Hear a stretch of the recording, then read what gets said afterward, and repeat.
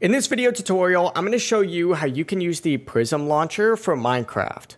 Before we dive into this, make sure to like the video and of course subscribe to the channel with all notifications on. It really does help out the channel and lets us know that you want more content just like this. But what you're going to want to do first if you're in Minecraft or the Minecraft launcher is actually close out of it and open up a web browser of your choice and actually go ahead and head to the official Prism launcher website, which is prismlauncher.org. Now you can do this on any thing that you would like. I'm going to use Google Chrome for this, but you can use something like Safari even. But once you get on this website, click on this little download option up at the very top, and it's going to pop up with Windows installers. Go ahead and select the installer up at the very top, and then click on that installer once it is finished. Essentially go through this just by hitting next, and then install, and then next a few more times. It doesn't actually take that long, which is pretty nice. But at the very end, go ahead and hit finish, and it's going to automatically open up the Prism launcher and walk you through the setup. You could just hit next a few times, but at the very end, you're going to be prompted to enter in your Microsoft account.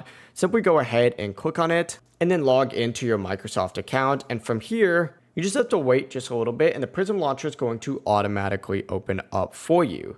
Now, in order to go ahead and add an instance, simply click Add Instance up at the very top, and then pick your Minecraft version. I'm going to use 1.21.8 and hit OK, and it's going to open up that instance just like so. Now you can also select a mod loader like Forge or Fabric, and once doing so, you just have to click on it and then hit launch over here to actually start up Minecraft. Now if you want a mod pack, I recommend doing CurseForge and searching for something like ATM, and you can actually add custom mods to this. It's super convenient overall.